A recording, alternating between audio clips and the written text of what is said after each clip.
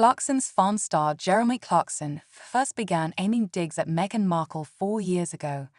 Jeremy Clarkson's latest dig at Meghan Markle in his most recent motoring column was somewhat surprising given the backlash he has received for his opinions on the Duchess of Sussex in the past.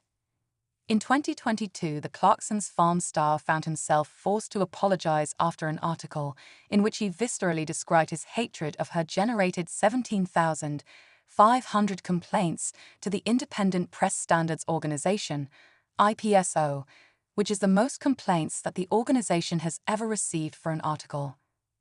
Nonetheless, on Sunday, August 11, he slammed the former actress for her 2019 baby shower, calling the concept stupid and unroyal. It was just the latest barb in what has been an ongoing 4-year campaign against her. Jeremy first took a swipe at Meghan as she and husband Prince Harry announced they were giving up their positions as senior royals and moving to America. In February 2020, he used an interview with GQ UK to have a dig at her.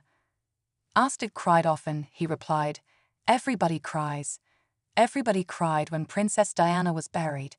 But I mean, as a general rule, you've got to get a grip."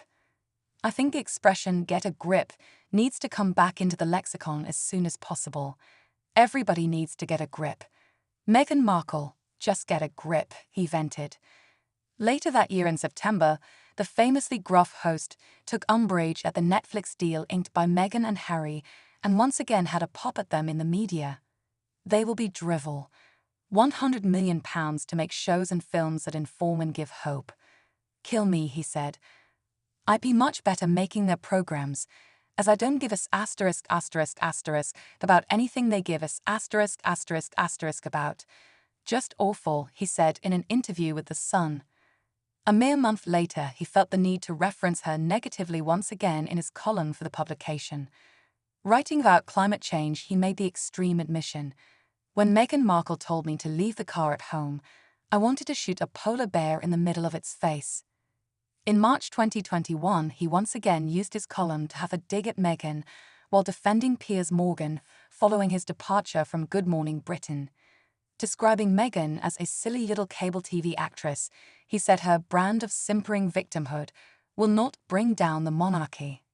He added, "Markle's toast, and within 5 years, I suspect she'll be posing for photographs, on her own outside the Taj Mahal or sitting on the back of a Playboy's yacht in the Med, and poor old Piers will realize that he lost his job over absolutely nothing at all," he opined.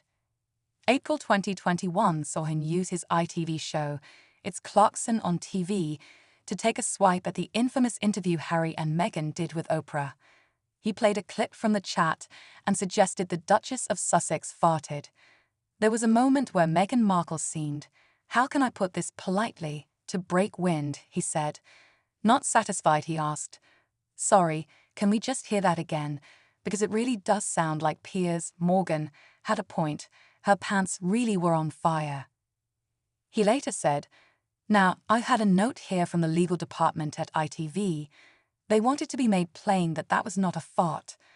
I have no idea how they know that, but they want me to make it clear that the fart noise probably came out of Oprah's mouth."